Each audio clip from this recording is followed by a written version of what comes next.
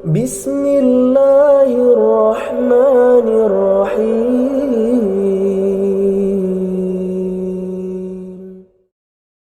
Bismillahirrahmanirrahim. Assalamualaikum warahmatullahi wabarakatuh.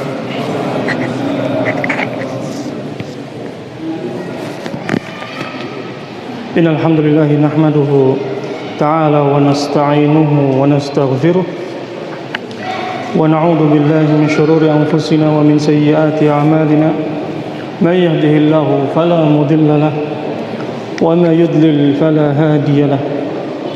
وأشهد أن لا إله إلا الله وحده لا شريك له وأشهد أن محمدا عبده ورسوله صلى الله عليه وعلى آله وسلم تسليما كثيرا. يا أيها الذين آمنوا اتقوا الله حق تقاته ولا تموتن إلا وأنتم مسلمون. يا أيها الناس اتقوا ربكم الذي خلقكم من نفس واحدة وخلق منها زوجها وبث منهما رجالا كثيرا ونساء واتقوا الله الذي تساءلون به والأرحام إن الله كان عليكم رقيبا. يا أيها الذين آمنوا اتقوا الله وقولوا قولا سديدا يصلح لكم أعمالكم ويغفر لكم ذنوبكم ومن يطع الله ورسوله فقد فاز فوزا عظيما. ثم أما بعد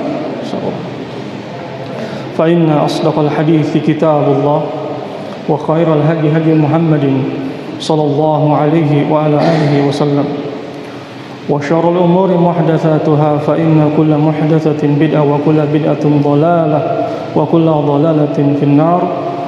أيها الإخوة الكرام رحمني ورحمكم الله. InsyaAllah ta'ala pada malam hari ini kita akan meneruskan kembali pembahasan kita Bulughul Maram lil Hafidh Ibn Hajar rahimahullahu ta'ala.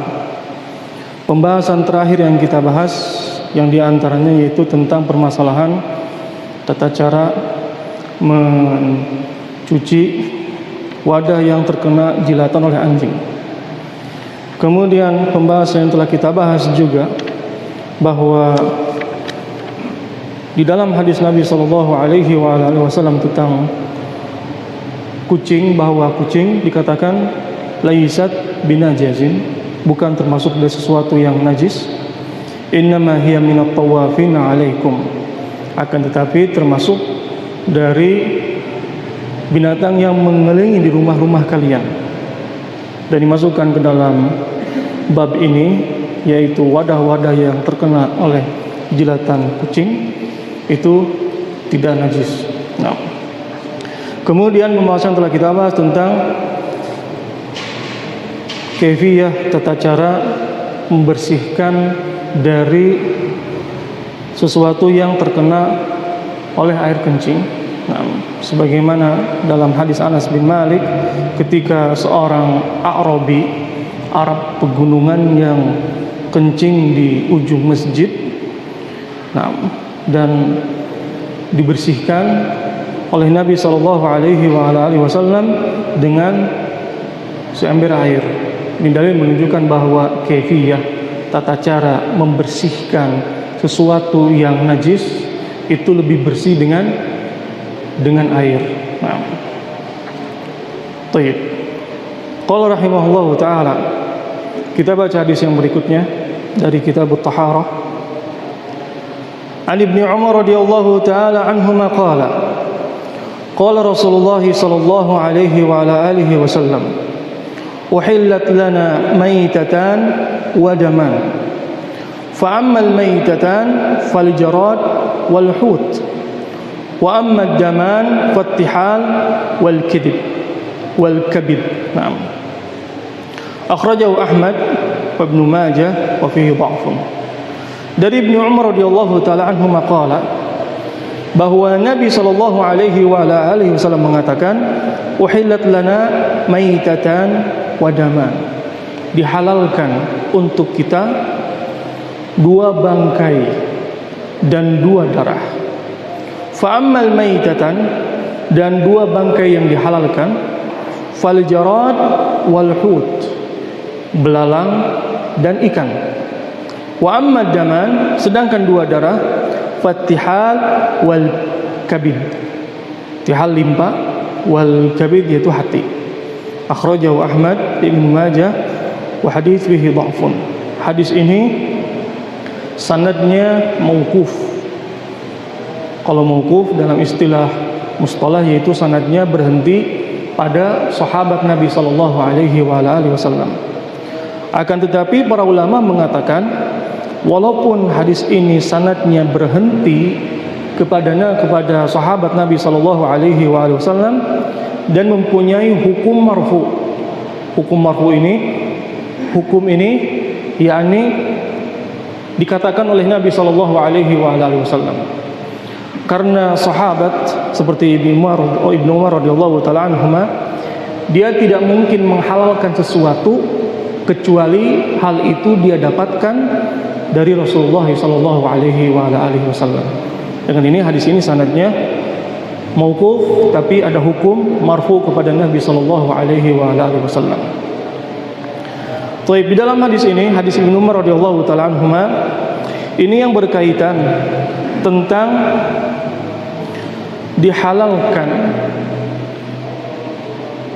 dua bangkai dan dua darah, dan ini pengecualian dari bangkai-bangkai yang lain. Kalau hukum asalnya, hukum bangkai itu adalah najis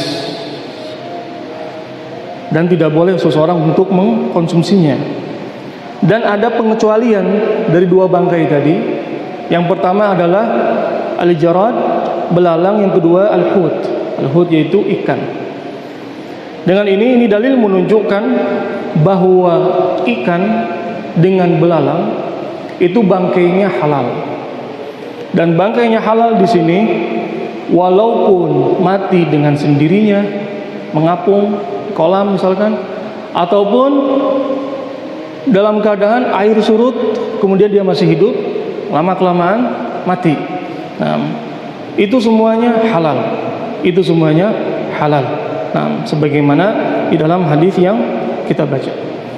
Kemudian dalil yang menunjukkan bahwa bangkai ikan itu halal, hadis pertama dari kitab Bulughul Maram, yang dimana Nabi Shallallahu Alaihi Wasallam ketika ditanya tentang air laut, apakah diperbolehkan untuk berwudu, bersuci, Nabi mengatakan bahwa huwa tahur ma'uhu, air laut itu suci airnya, wal hilu maitatu, dan bangkainya halal.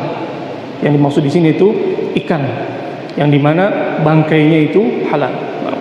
Kemudian yang kedua yaitu belalang. Belalang juga sama, hukumnya halal. Dan apabila belalang itu mati dengan sendirinya, bangkainya, maka halal untuk dimakan, jais. Dan bangkainya tidak najis. Dimasukkan oleh Al-Hafidz Ibnu Hajar rahmatullahi taala alaih ke dalam bab taharah di sini. Kenapa hadis ini dimasukkan? Hadis ini menunjukkan bahwa apabila kita mempunyai ikan di ember, kemudian ikan itu mati, maka ikannya boleh untuk dikonsumsi. Airnya tidak najis. Kalaupun itu berubahnya bukan berubah dikarenakan suatu yang najis, bukan, tapi mungkin bau dari ikan tadi. Nah, sehingga air tadi tidak najis, baik ikannya sedikit ataupun banyak. Dan juga apabila ada air yang kemasukan belalang juga sama, air yang kemasukan tadi tidak najis. Kenapa? Karena bangkai ikan dan juga bangkai dari belalang itu tidak najis. Nah, dan para sahabat Nabi Shallallahu Alaihi Wasallam di sana disebutkan bahwa mereka ketika dalam peperangan jihad fisabilillah, ghazawna ma Nabi sallallahu alaihi wasallam sab'a ghazawat, dikatakan oleh salah satu sahabat Nabi sallallahu alaihi wasallam, kami berperang bersama Nabi sallallahu alaihi wasallam 7 peperangan. akalna al-jarad, kami memakan belalang. Ini dalil menunjukkan bahwa para sahabat Nabi SAW mereka memakan belalang. Ini menunjukkan bahwa belalang halal untuk dimakan. Ini menunjukkan bahwa belalang bangkainya itu tidak najis. Kalau misalkan seseorang ingin mengkonsumsi, kalau masih baru di situ, biasanya di sana tidak berubah, terkecuali apabila bangkai ikan sudah waktu yang cukup lama, matinya mungkin sudah 3 hari 4 hari, sehingga timbul bau yang tidak sedap. Dengan ini, yakni najis tidak? Jawabannya tidak najis. Boleh dikonsumsi tidak? Kalau misalkan di sana ada madarat di situ, karena mungkin bau terlalu lama sehingga membusuk, maka jangan dikonsumsi. Sedangkan apabila matinya baru, maka boleh untuk dikonsumsi. Thayyib. Kemudian Nabi mengatakan wa amma daman, sedangkan 2 darah yang dihalalkan yaitu limpa, tihal dan juga kabid. Hati itu asalnya darah. Kemudian at-tihal. Ini 2 darah yang diperbolehkan, yang halal untuk dimakan. Sedangkan yang lain mayajuz, tidak boleh, haram seseorang untuk memakannya. Dan ini pengecualian yang dikecualikan dari 2 bangkai dan juga 2 darah. Thayyib. Hadis yang berikutnya. Di dalam hadis ini para ulama menyebutkan bahwa bangkai selain dari bangkai belalang, selain dari bangkai ikan itu najis. Selain dari bangkai belalang, selain dari bangkai ikan itu najis. Tidak boleh untuk dikonsumsi. Kenapa bangkai tidak boleh untuk konsumsi? Yang pertama, dikarenakan bangkai tidak disembelih secara islami, sehingga bangkai tadi darahnya itu bercampur dengan daging, sehingga menimbulkan penyakit, sehingga haram untuk dimakan. Bangkai itu haram untuk dibangkai. Jangankan dimakan, sesuatu yang bangkai dipegang saja syariat tidak memperbolehkannya. Kenapa? Kita diperintahkan untuk menjauhinya. Sesuatu yang najis, bangkai juga. Terkecuali seseorang ingin membersihkan, mau tidak mau harus dipegang, membersihkan dengan tangan. Seperti buang air kecil, buang air besar seseorang, atau seseorang menceboki anaknya, yang dimana anaknya buang air besar. Seseorang boleh menyentuhnya, boleh. Kenapa? Untuk membersihkan. Karena hal ini darurat. Karena kalau tidak dibersihkan langsung dengan tangan tidak bersih maksimal. Sedangkan misalkan ada sesuatu yang bangkai kita pegang-pegang seperti ini, agamanya juz. Kenapa? Karena itu najis. Itu najis, itu penyakit, sehingga jauhkan. Karena bisa saja nanti mengenai pakaiannya, yang dimana pakaiannya tadi bisa menjadi najis. Dia pakai sholat, sehingga jauhkan sesuatu yang bangkai. Thayyib. Qala rahimahullahu ta'ala. Hadis yang kedua dari babul miyah, an Abi Hurairah radhiyallahu ta'ala anhu qala, idza waqa'a adh-dhubab fi syarabi ahadikum falyaghmishu thumma liyanza'hu fa inna fi ahadi janahaihi da wa fil akhar shifa. Akhrajahu al-Bukhari wa Abu Daud wa zada wa innahu yattaqi bi janahihi alladhi fihi da. Dari Abi Hurairah radhiyallahu taala anhu bahwa Nabi sallallahu alaihi wa alihi wasallam mengatakan, idza waqa'a adz-dzubab, apabila lalat itu jatuh fi syarabi ahadikum, di minuman kalian, falyagmishu, maka celupkanlah, thumma liyanzahu, kemudian setelah itu buang lalat tadi. Fa inna fi ahadi janahaihi da, karena di salah satu sayapnya itu terdapat racun, penyakit, wa fil akhar syifa, dan di sayap yang satunya lagi terdapat penawarnya, terdapat obatnya. Hadis akhrajahul Bukhari dan juga Abu Daud, dan ditambahkan wa innahu yattaki bi janahihi alladhi fihi da. Di sini sebutkan bahwa sesungguhnya ia menjaga diri dari sayapnya yang terdapat penyakit. Nah, di dalam hadis ini yang berkaitan tentang apabila ada minuman yang dimana minuman tadi kemasukan lalat. Nabi mengatakan falyaghmis. Falyaghmis di sini dicelupkan. Contoh misalkan ini minuman, ada lalat masuk. Nabi mengatakan falyaghmis, dicelupkan ke dalam. Kenapa dicelupkan? Karena Nabi mengatakan karena di dalam sayap tadi, di dalam lalat tadi, salah satu sayapnya ada racun. Dan sayap yang satunya lagi itu ada obatnya, ada penawarnya. Nah, dalam hadis ini hadis yang berkaitan yaitu tentang permasalahan sesuatu binatang yang dimana yang darahnya itu tidak mengalir, maka bangkainya itu tidak najis. Contohnya apa? Contohnya lalat. Lalat di sini bangkainya najis tidak? Jawab tidak. Kenapa?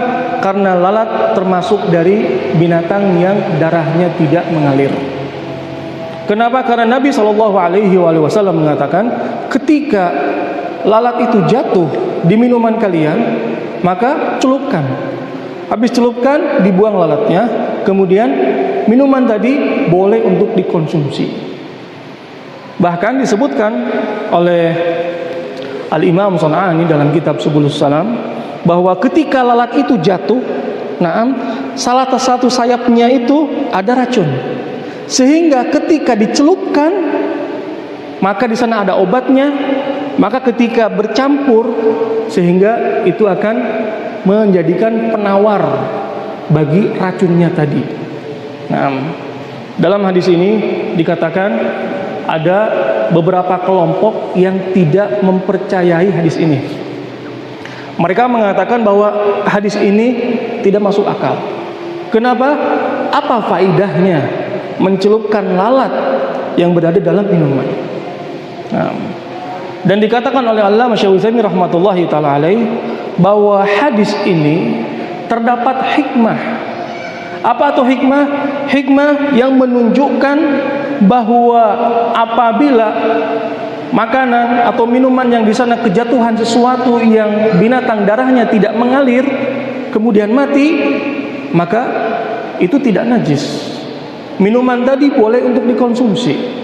Minuman tadi boleh untuk misalkan ada air pakai untuk berwudu, boleh tidak yang kejatuhan oleh lalat, satu lalat ataupun 10 lalat masuk semuanya najis tidak? Jawab tidak. Kenapa? Karena itu termasuk dari binatang yang darahnya tidak mengalir. Dan masuk kepadanya dari binatang-binatang yang darahnya tidak mengalir seperti nyamuk. Walaupun nyamuk dia habis mengisap darah yang cukup banyak, gemuk, ketika kita pukul darahnya tidak mengalir. Darahnya tidak mengalir. Juga masuk kepadanya seperti lebah. Masuk kepadanya dikatakan oleh para ulama seperti kalajengking, karena di sana darahnya tidak mengalir. Dan binatang-binatang yang darahnya tidak mengalir itu biasanya binatang-binatang yang kecil. Sedangkan di sana yang mengalir darahnya, maka di situ ketika dia mati najis. Seperti tikus. Tikus darahnya mengalir tidak? Jawabannya mengalir. Ketika kita membunuh tikus, dia mengalir darahnya. Itu najis. Nah, sehingga ketika dia mati, kemasukan di misalkan air, kalau bisa terpengaruh air tadi dengan najis dari baunya, rasanya ataupun warnanya, maka air itu menjadi najis. Kenapa? Karena kejatuhan terhadap sesuatu yang najis. Nah, Berbeda dengan apabila kejatuhan terhadap sesuatu yang darahnya tidak mengalir. Naam. Seseorang apabila ingin meminumnya, silahkan.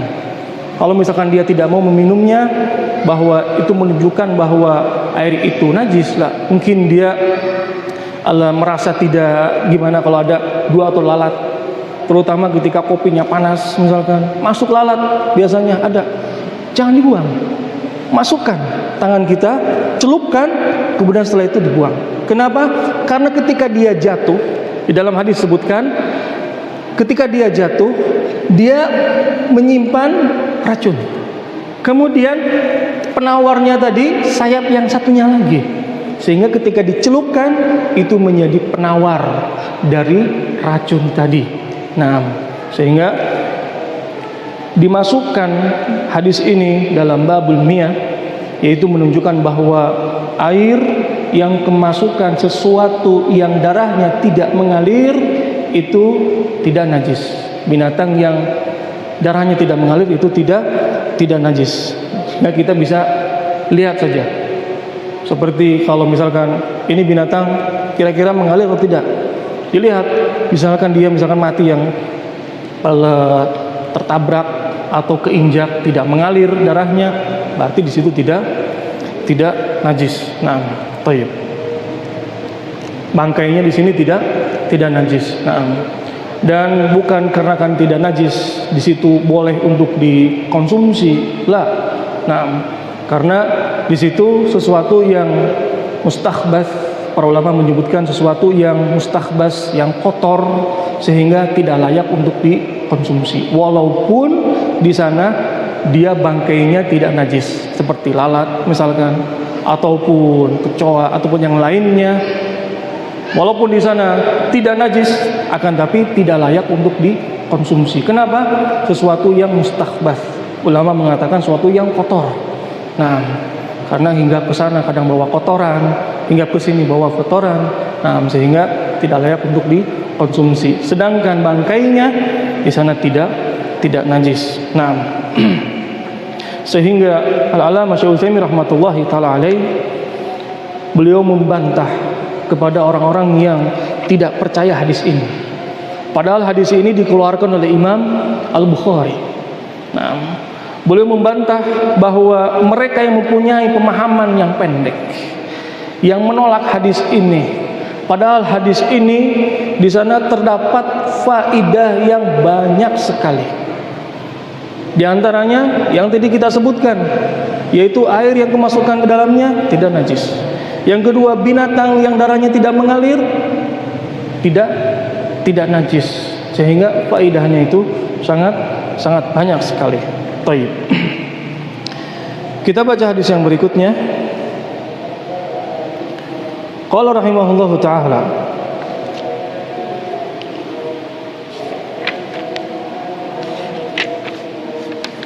wa an Abi Waqid Al-Laythi radhiyallahu taala anhu qala qala an-nabiy sallallahu alaihi wa ala alihi wasallam ma quti'a minal bahimah wa hiya hayyah fa huwa mayyit.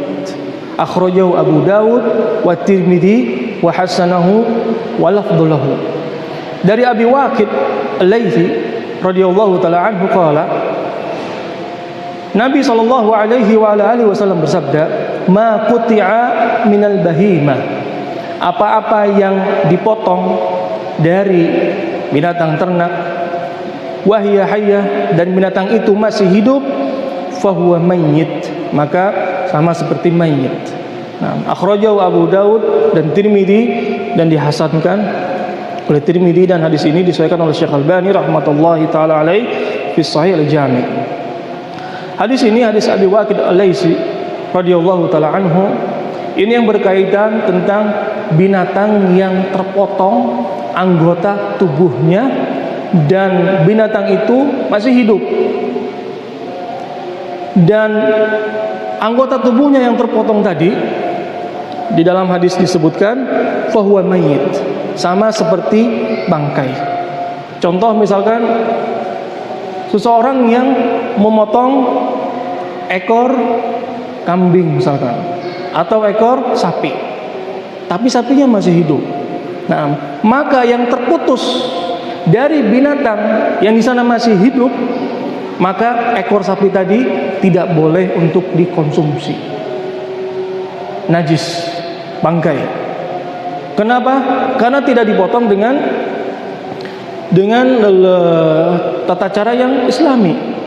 Nah, berbeda dengan sesuatu yang bangkainya halal seperti ikan ataupun seperti belalang, walaupun dalam keadaan dia masih hidup.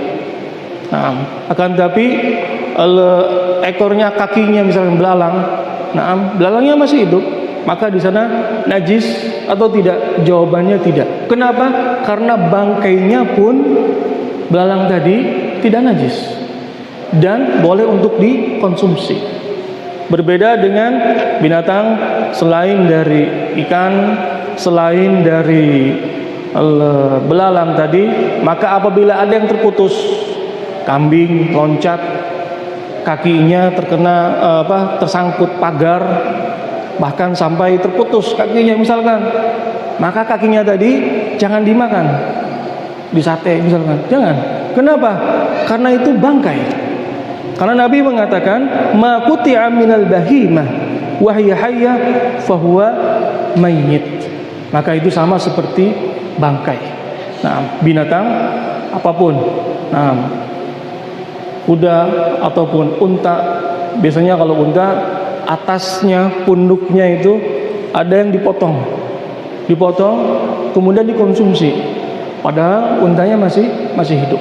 Nah, dan hal ini sesuatu yang menyakiti binatang. Tidak boleh seseorang menyakiti binatang, haram. Nah, dipotong ekornya dulu misalkan, atau dipotong telinganya dulu. Kambingnya masih hidup. Ada mayus.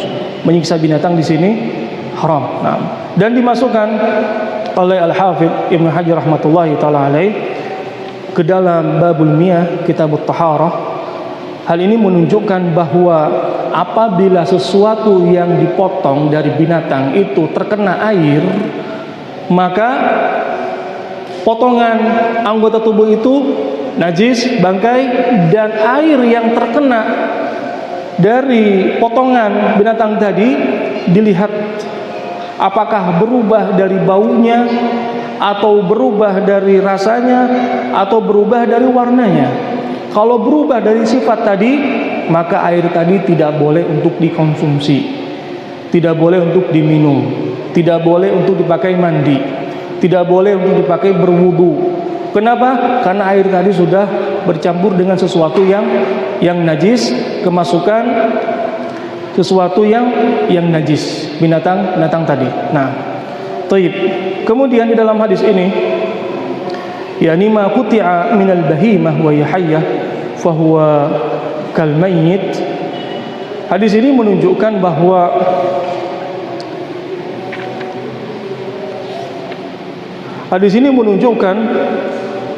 bahwa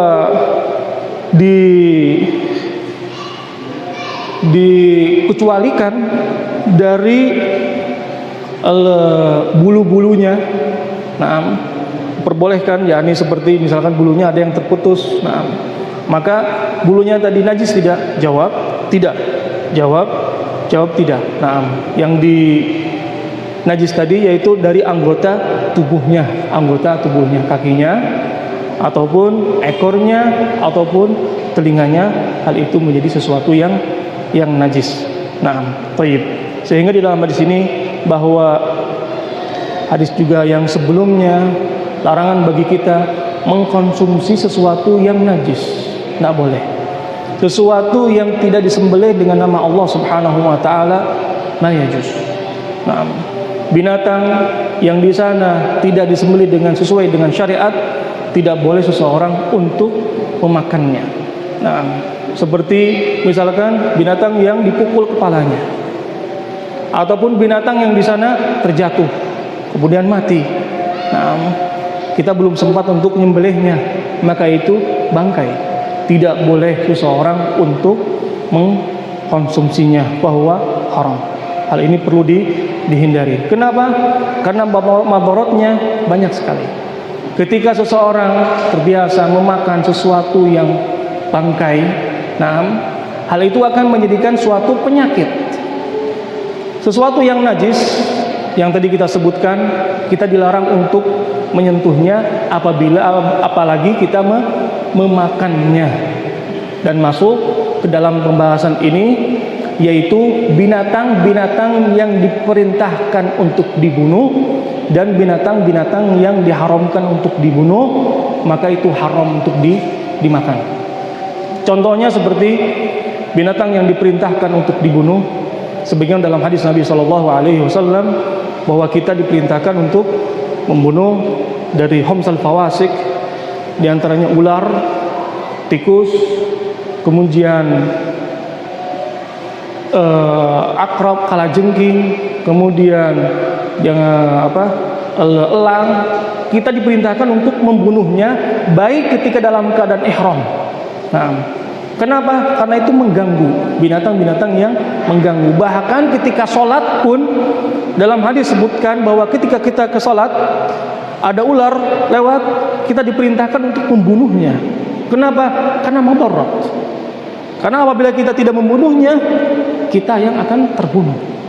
Nah, sama halnya seperti binatang-binatang yang melukai yang lain, seperti kalajengking juga sama. Itu tidak boleh untuk dikonsumsi, haram. Begitu juga binatang yang dimana syariat tidak boleh untuk membunuhnya. Apa saja? Yang diantaranya yaitu kodok. Kodok diperintahkan oleh Nabi SAW haram untuk membunuhnya. Kemudian yang dilarang untuk membunuhnya seperti lebah. Lebah itu haram untuk dibunuh. Nah, sesuatu yang haram untuk dibunuh, maka tidak boleh seseorang mengkonsumsinya. Karena apabila dia akan memakan, otomatis akan dibunuh dulu. Maka hal ini haram untuk dimakan. Sehingga yang banyak dijual seperti kodok, katak, suike, dan sebagainya, itu kenapa diharamkan? Pertama karena kodok itu Nabi memerintahkan tidak boleh untuk dibunuh. Bahkan ketika datang seorang dokter menanyakan kepada Nabi SAW untuk dijadikan obat katak tadi, kemudian Nabi SAW melarangnya.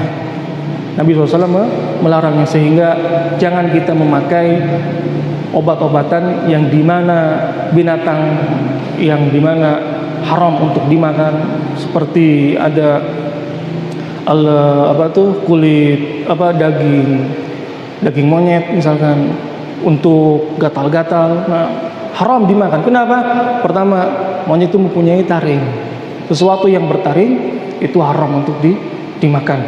Sesuatu yang bertaring itu haram untuk dimakan. Wallahu taala a'lam. Baik. Dengan ini kita sudah selesai dalam pembahasan babul miyah. Pertemuan berikutnya kita masuk ke bab al-aniyah, tentang bejana. Barangkali ada soal yang ditanyakan dalam pembahasan kita, falyatafaddal, silahkan. Yang bisa ana jawab insyaallah taala ana jawab. Kalau belum bisa ana jawab, insyaallah dijawab pada pertemuan berikutnya.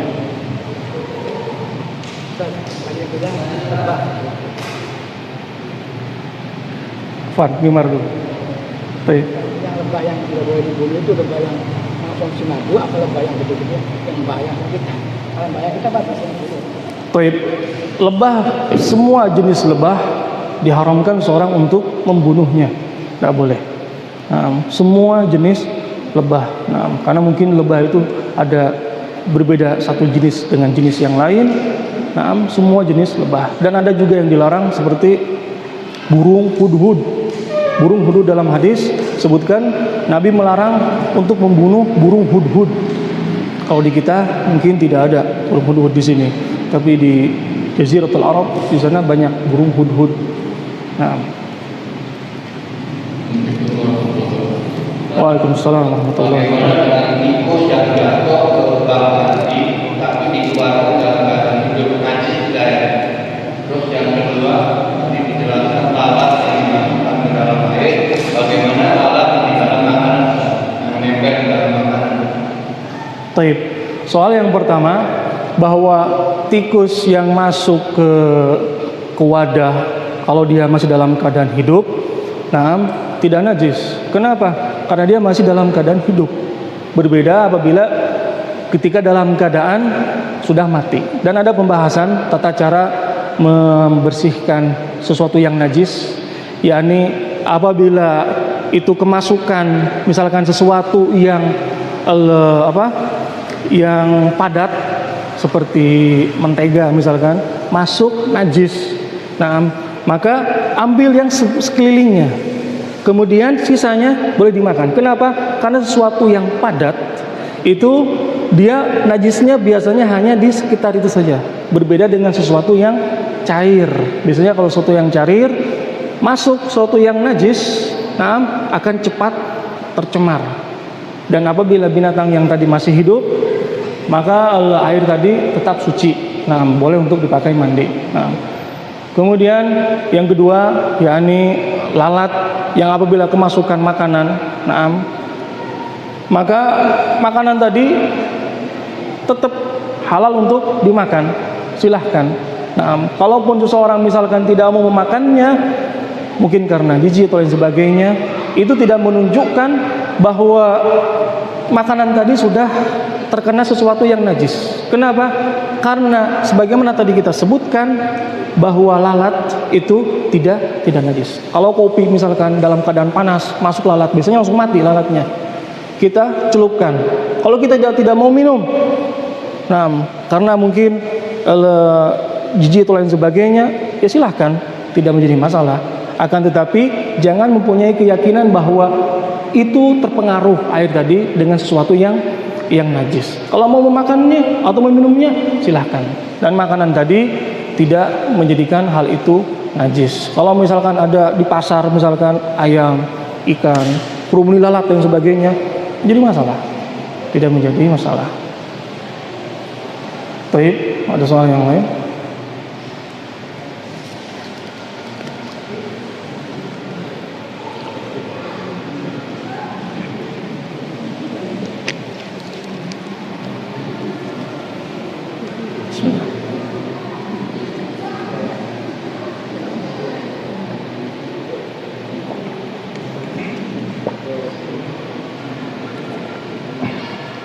Baik, kalau tidak ada soal, kita cukupkan pertemuan kita sampai di sini.